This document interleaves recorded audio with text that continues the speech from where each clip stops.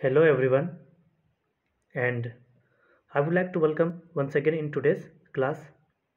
In today's class, we are going to cover one of the best chapter from class 10th first flight book से, और chapter का नाम है the Sarman eight Banaras. तो चलिए सबसे पहले हम समझते हैं सरमन मीन्स, जिसको हिंदी में कह सकते हैं भाषण या speech,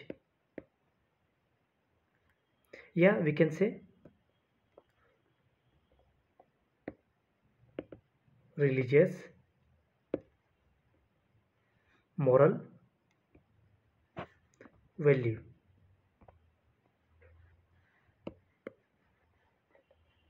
So we are moving to the next slide.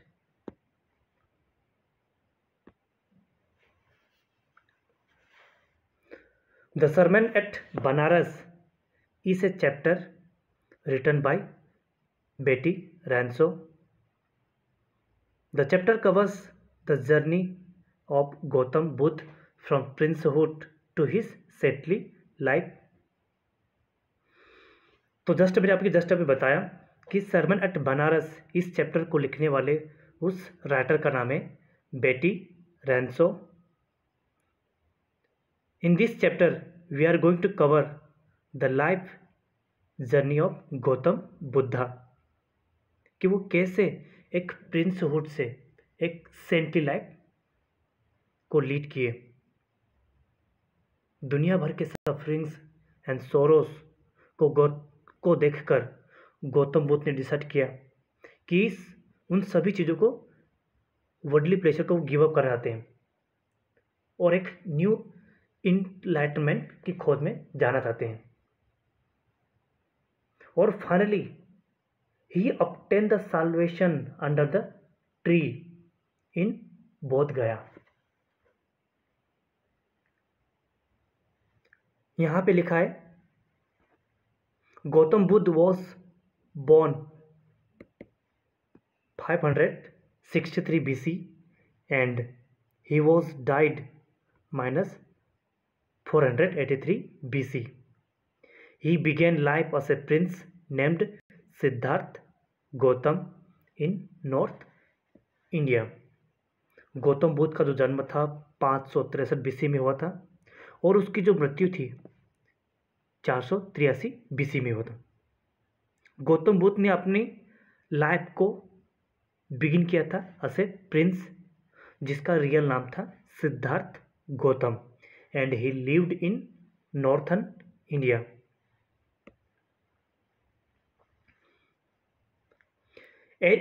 At 12 he was sent away for schooling in Hindu sacred scripture, and 4 years later he returned home to marry a princess.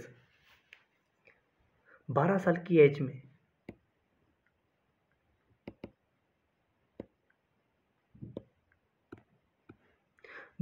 की as में सिद्धार्थ गौतम यानी Lord Gautam Buddha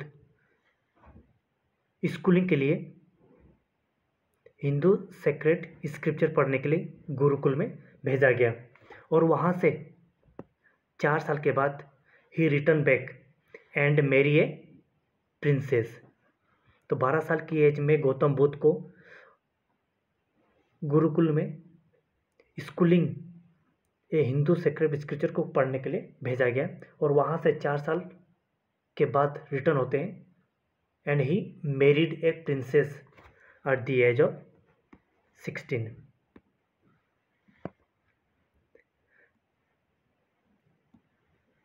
They had a son and lived for 10 years as a befitted royalty. Age of 16 में एक princess से शादी करने के बाद गौतम बुद्ध ने 10 साल की जो मैरिड लाइफ थी बहुत ही हैप्पीली और बहुत ही जॉयफुली साथ उन्हें स्पेंड किया, and they had a son also.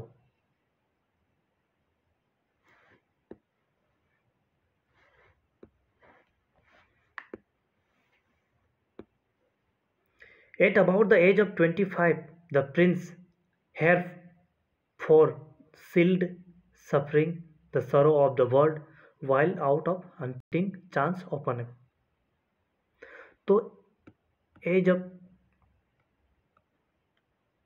25 में गौतम बुद्ध ने एक दिन कहीं पे हंटिंग के लिए जा रहे थे आउट ऑफ पैलेस से, तो देखते हैं ऐसे कुछ चीज़ें थी, ऐसे कुछ 4 सीन्स थे जिनको देखकर गौतम बुद्ध बहुत ज़्यादा सफ़र किए थे। वो सबसे पहला जो सीन था वो था sick man, here I have mention the pics also. Second old man, third one the funeral procession, और फोर्थ वन था मंक। इन सारी 4 चीज़ों को देखकर गौतम बुद्ध इतने ज़्यादा टोटली उन सभी चीज़ों को देखकर उनको उसने अपनी आँखों से देखकर उनको विटनेस किया था, और इन्हीं चीज़ों को देखकर ही गौतम बुद्ध ने इस वर्ल्डली प्लेजर को छोड़कर गिव अप करने के लिए डिसाइड करते हैं। ये 4 ही ऐसे चीज़ें थी जिनको देखकर गौतम बुद्ध ने टोटली अपने आप में अपनी लाइफ को चेंज करने की डिसाइड करते हैं।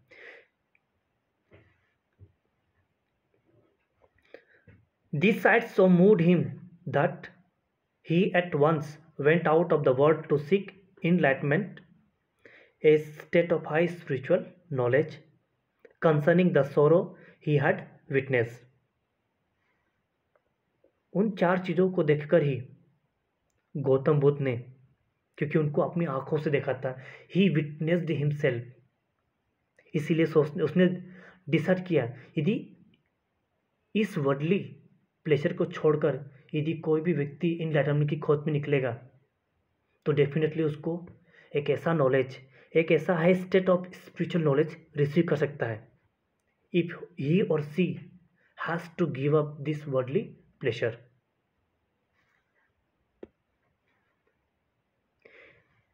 He wandered for 7 years and finally sat down under a peepal tree, where he vowed to stay until enlightenment came. Enlightenment, after 7 days, he renamed the tree the Bodhi tree, tree of wisdom, and began to teach and share his new understanding. लगभग 7 years तक गौतम बुद्ध इधर उधर दुनिया भर में घूमते रहे और finally he set down under a peepal tree. He वो अंटिल इनलाइटनमेंट केम, उसने डिसाइड किया कि जब तक मुझे नॉलेज नहीं मिलता, जब तक मुझे स्पिरिचुअल नॉलेज नहीं मिलता, तब तक मैं इस पीपल ट्री के नीचे से उठूंगा नहीं। ये उसने अपने आप में वॉव ले लिया। लगभग 7 days के बाद he got a spiritual knowledge. After that, they renamed the tree of people as a Bodhi tree, जिसको इंग्लिश में कहा जाते हैं ट्री ऑफ विजडम भी कहा जाता है। After that, receiving a spiritual knowledge, he teach and sharing his new understanding to the people of Bodh Gaya. At that point, he became known as the Buddha, the awakener of the enlightenment. The Buddha preached his first sermon at the city of Benares, the most holy of dipping places of the river Ganges. The sermon has been preserved and is given here. जब गौतम बुद्ध एक high spiritual knowledge को receive करने के बाद उस समय एक well known Buddha बन चुके थे, गौतम बुद्ध ने अपना जो पहला जो स्पीच था, पहला जो सरमन्स था, उसने सिटी ऑफ बनारस के उस रिवर ऑफ गंगेस के किनारे दिया, क्योंकि जो रिवर ऑफ गंगेस बहुत ही डिपिंग प्लेस माना जाता है एंड बहुत ही होली। तो गौतम बुद्ध के द्वारा जो भी सरमन्स वहाँ पे डिलीवर किया गया था, वहाँ पे जो दिया गया था, उसी स्पीच को यहाँ पे प्रिजर्व करके और यहाँ पे बताया गया है। You can see the city of Banaras and river also. river Ganges. It reflects the Buddha's wisdom about one of the insecurable kind of suffering. तो गौतम बुद्ध की बात की लाइफ में जो भी गौतम बुद्ध को नॉलेज रिसीव हुआ, जो विजडम उसको रिसीव हुआ, एक प्रकार ऐसा चीज थी जिसको हर कोई व्यक्ति समझ नहीं सकता. Something which can not be understand.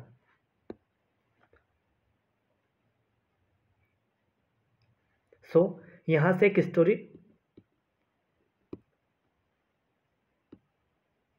Start हो रही है. Kisa Gotami had an only son and he died. In her grief, she carried the dead child to all the neighbors, asking them for medicine, and the people said, she has lost her senses, the boy is dead. That means इस story की जो main protagonist है वो है किसा गौतमी. किसा गौतमी को इस स्टोरी को नरेट करने वाले हैं गौतम बुद्ध ने. किसा गौतमी का एक लड़का था. He also died untimely. लेकिन किसा गौतमी अपने उस मरे हुए बेटे को कैरी करके ऑल द नेबरिंग कंट्रीज में और जितने भी जो स्ट्रीट थे उन सभी को घूमती रहती थी, जिससे कि उसके बेटे को जिंदा करने के लिए कोई ना कोई व्यक्ति उसको मेडिसिन दे दे. जिन जिन लोगों ने उसको देखा उन सभी लोगों ने कहा कि अपनी बेटी की याद में वो पागल हो चुकी है क्योंकि उसका बेटा ऑलरेडी मर चुका है. At length, Kisa Gotami met a man who replied to her request, I cannot give the medicine for the child, but I know a physician who can.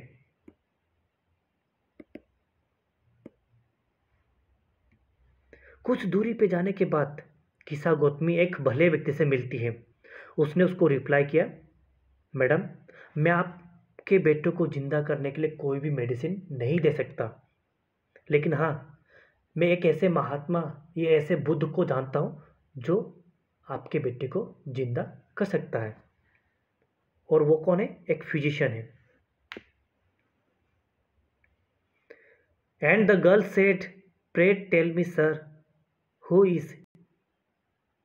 And the man replied, go to the Shakya Muni, the Buddha. Kisa Gotami repair to the Buddha and cried, Lord and Master, give me the medicine that will cure my boy. किसा गौतमी से पूछती कि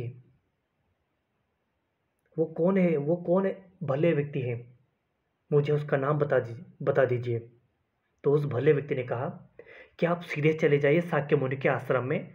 साक्य मुनि के आश्रम में आपको एक भले व्यक्ति मिलेंगे, वही फिजिशियन गौतम बुद्ध. तो किसा गौतमी उसके आश्रम जाती है, साक्य मुनि के आश्रम में, और वहां पे जाने से सबसे पहले वो चिल्लाते हुए, लॉर्ड एंड मास्टर, मेरे बेटे के लिए मेडिसिन दे दीजिए जिससे कि मेरा बेटा वापस क्योर हो जाए. The Buddha answered, I want A handful of mustard seed.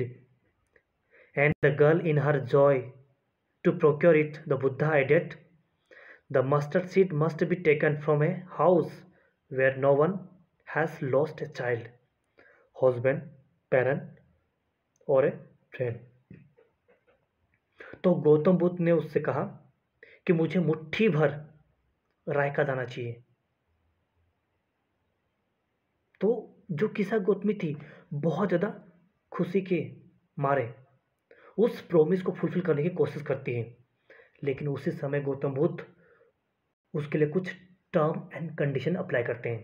वो कहते हैं कि राय का दाना तुम जरूर लाओगे, लेकिन उन घरों से लाना जिन घरों में किसी भी व्यक्ति की मृत्यु नहीं हुई है, चाहे वो कोई चाइल्ड ही क्यों ना हो, चाहे किसी घर में हस्बैंड, पेरेंट्स या कोई फ्रेंड ही क्यों ना हो. दैट मीन्स उस गौतम बुद्ध के पास जाने के पास किसा गौतमी ने उससे बेग्ड किया, उससे विनती की कि मेरे मरे हुए बेटे को जिंदा करने के लिए कोई ऐसी मेडिसिन दे दीजिए जिससे कि मेरा मरा हुआ बेटा वापस अलाइव हो जाए। तो गौतम बुद्ध ने उसके सामने एक टास्क देते हैं, ऐसा एक काम देते हैं। उसने उसको बोलते हैं कि मुझे मुट्ठी भर राय का दाना चाहिए, लेकिन वो उन घरों से लाना है जिन घरों में किसी की भी मृत्यु नहीं हुई हो, चाहे बेटा हो, चाहे फादर हो, चाहे पेरेंट्स हो, चाहे हस्बैंड ही क्यों ना हो। Poor Kisa Gotmi now went from house to house, and the people pitied her and said, "Here is the mustard seed, take it." But when she asked, "Did a son or daughter, a father or a mother die in your family?" they answered her, "Alas, the living are few, but the dead are many. Do not remind us our deepest grief." And there was no house, but some beloved one had died in it. किसा गौतमी गौतम बुद्ध की बातों को मानने के बाद, उसको receive करने के बाद, वो house to house handful mustard seed को रिसीव करने के लिए जाती है। कुछ लोगों ने उसके ऊपर थूका भी, और कुछ लोगों ने उसके कहे अनुसार हैंडफुल मस्टर्ड लाकर उसको दे दिए। देने के बाद किसा गौतमी ने उन लोगों से पूछा, क्या आपके परिवार में किसी बेटी या किसी बेटे या किसी फादर मदर की डेथ हुई हो? तो कुछ लोगों ने उसका आंसर किया, अलास, जिंदा लोग तो कम है, लेकिन मरे हुए लोगों की संख्या बहुत ज़्यादा है। तो कुछ लोगों की जो ओपिनियंस थी, उन लोगों ने पूछा, उन्होंने कहा, जिंदा लोग तो इस दुनिया में कम है, जबकि मरे हुए लोगों की संख्या बहुत ज़्यादा है। जो लोग मर चुके हैं हमारी लाइफ में, जो हमारे बहुत ज़्यादा नियर एंड डियर वन थे, उन सभी लोगों को याद करके हमें बहुत ज़्यादा ग्रीफ फील होता है। हमें क्यों वापस रिमाइंड करवा रहे हो? दुनिया का ऐसा कोई सा भी घर नहीं होगा जिसमें किसी भी परिवार में बिलोवड वन नहीं मरा हो।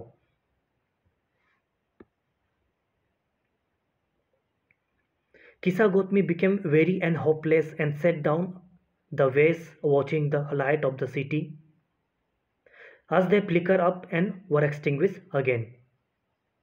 You can see the picture also I have mentioned here.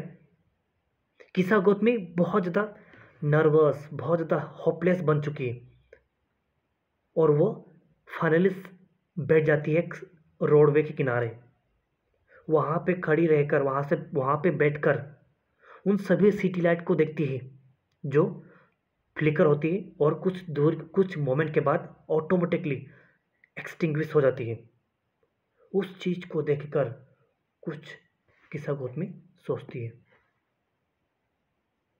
Eight last the darkness of the night regain away everywhere and she considered the fate of man that their lives flickers up and are extinguished again. तब पूरे उस country side में कुछ darkness ascending होने के बाद वो human being के उस फेट के बारे में सोचती है, उन सभी व्यक्तियों के लाइफ के बारे में सोचती है, उन सभी लोगों की किस्मत के बारे में सोचती है। वो सोचती कि दुनिया का दस्तूर है, दुनिया का नियम है, जो भी इस व्यक्ति इस दुनिया में आया है उसकी मृत्यु निश्चित है। That means no one can die from this death of life. उन्होंने रियलाइज हो चुका था कि ये दुनिया का दस्तूर है, ओके, हर ह्यूमन बीइंग की भाग्य में लिखा है। That means no one can spare from this death of life. That means चाहे कोई भी हो, चाहे वॉइस हो, चाहे फूल हो, चाहे यंग हो, चाहे ओल्ड हो, इसे कोई भी बच नहीं सकता। दैट मीन्स जो डेथ है वो हर सभी लोगों के लिए कॉमन है। And she thought to herself, how selfish I am in my grip Death is common to all. Yet this valley of desolation, there is a path that leads him to immortality, who has surrendered all the selfishness. तो किसा गौतमी वो सोचती कि मैं कितना selfish थी, बस मैं अपने बारे में और अपने बेटी के बारे में ही सोच रही थी। तो उनको रियलाइज हो चुका था कि ये दुनिया का दस्तूर है, जो देते हर किसी ह्यूमन बीइंग की लाइफ में कॉमन है। यदि जो भी व्यक्ति इस दुनिया के सफरिंग को या सोरो को छोड़कर जाता है, इन अपने आप को सरेंडर करता है in the hand of God में, तो सब कुछ सेल्फिशनेस की वजह से हो सकता है। The Buddha said the life of mortal in this world is a trouble and brief and combine with pain. तो गौतम बुद्ध ने कहा कि ये जो लाइफ एक मॉर्टल है और दुनिया सभी ट्रबल्स और पेन से भरी हुई है। For there is no any means by which those who have been born can avoid dying. After reaching the old age there is a death. Of such a nature of living being are ripe of fruit, ready in danger of falling. So, mortals when born are always danger of death. That means यहाँ पे उस किस्सा गौतमी को समझाने के लिए गौतम बुद्ध ने 2-3 example का दिया भी है। सबसे पहले उस ट्री के बारे में बताया। उन्हें कहा कि इस दुनिया में जो भी व्यक्ति बोर्न हुआ है, डेथ सबके लिए कॉमन है, चाहे कोई वॉइस हो, चाहे फूल हो, चाहे कोई यंग हो, चाहे कोई फूल हो, उन सभी को लाइफ से गुजरना है। That means no one can ever spare from this death of life. That means मौत से कोई भी व्यक्ति बच नहीं सकता।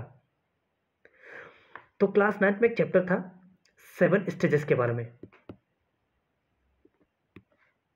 तो उसमें भी विलियम शेक्सपियर ने ह्यूमन लाइफ के 7 स्टेजेस के बारे में बताया कि जो भी ह्यूमन बीइंग है इस अर्थली लाइफ में बोर्न हुआ है, उसको मृत्यु निश्चित है। तो दैट मीन्स यहाँ पे किसा गौतम बुद्ध ने एक एग्जांपल दिया है एक पके हुए पेड़ का। ये जब भी किसी पेड़ पे पके हुए फल फ्रूट लग जाते हैं तो उसका गिरने का खतरा ज़्यादा बढ़ जाता है। सेकेंड एग्जाम्पल गौतम बुद्ध ने दिया है वो है मिट्टी के बर्तन का। All the earthen vessel made by potter and in being broken so life is mortal, both young and adult, both those who are fool and those who are wise, all fall into the power of death, all are subjected to death. That means Gautam Buddha ने जो second example दिया है वो है मिट्टी के बर्तनों का। उन्होंने कहा कि जितने भी जो मिट्टी के जो बर्तन होते हैं उन सभी को ब्रोकन करके उनको लाइफ में मिलना है। उसी तरह चाहे कोई यंग हो, चाहे अडल्ट हो, चाहे कोई फूल हो, चाहे वॉइस हो, सबको मौत आनी है। All those who overcome bye death depart from life. A father can not save his son nor kinsmen their relatives. Mark, while reliving and looking at old lamenting deeply one by one mortal are carried off like an ox that is led to the slaughter. So the world is afflicted with death and decay. Therefore, the wise do not grieve knowing the term of the word. That means मौत सबको आनी है, चाहे कोई भी व्यक्ति से बच नहीं सकता। एक फादर अपने बेटे को नहीं बचा सकता और ना ही कोई ऐसा रिलेटिव, ऐसा कोई रिलेशन जो अपने आप को स्केप कर सकता है। जो भी व्यक्ति अपने आप को डीपली लेमेंटिंग करता है इस वर्डली थिंग्स के बारे में, उस लाइफ के बारे में या उस डेथ के बारे में, सबको लाइफ में एक तरह मोर्टल होके मिलना है। जिस तरह एक ऑक्स को एक स्लाउटर हाउस में लिया जाता है, उसी तरह हमारी लाइफ का भी एंड हो जाना है, और आफ्टर डेथ हमारी जो बॉडी है उसको भी बरीड कर सकते हैं या डिके कर सकते हैं। दिस इज द इन दुनिया का दस्तूर है। So the world is afflicted death with decay, therefore the wise do not grieves. इसीलिए कहते हैं कि जो बुद्धिमान व्यक्ति है कभी भी अपने आप पे ग्रीवेंस नहीं करना चाहिए। The term of the word, not from weeping, not from grieving will anyone obtain peace of mind. कोई रो कर या कोई शोक मनाकर कोई भी व्यक्ति अपने लाइफ में कोई शांति या पीस अचीव नहीं कर पाया। His pain will be greater and soul and his body will suffer. That means रो कर या शोक मनाकर कोई भी ह्यूमन बीइंग अपने लाइफ में पीस को रिसीव नहीं कर पाया। पेन और अपनी जो पेन की वजह से हमारी बॉडी में बहुत कुछ सफ़र करते हैं। जब भी कोई नियर एंड डियर में कोई एक्सपायर होता है तो उनकी याद में, उनके लेमेंटिंग में हम इतना ज़्यादा डीपली चले जाते हैं जिससे कि अपनी लाइफ में बहुत ज़्यादा बॉडी भी वो सफ़र करती है। He will make himself seek and pale. That means जो भी व्यक्ति इस अर्थ लाइफ में इस चीज़ों के पीछे जाता है उसकी भी लाइफ का एंड निश्चित है। उसकी वजह से वो खुद अपनी लाइफ का सीक और पेल बना लेता है, और ना ही कोई व्यक्ति लेमेंटिंग करने के बाद अपने नियर एंड डियर को कोई बचा सकता है। He who seeks peace should draw out of the arrow of lamentation and complain the grief. He who has drawn out of the arrow and become the composed will obtain peace of mind. He who has overcome all sorrow will become free from sorrow and blessed. So, this is the source that we have read here. और इसको लिखने वाले उस writer का नाम है बेटी रैंसो। This is a source taken from रैंसो and volume of voices a college reader in 1975 में। So this is the end of the chapter. I hope you like and keep going watching my previous video also.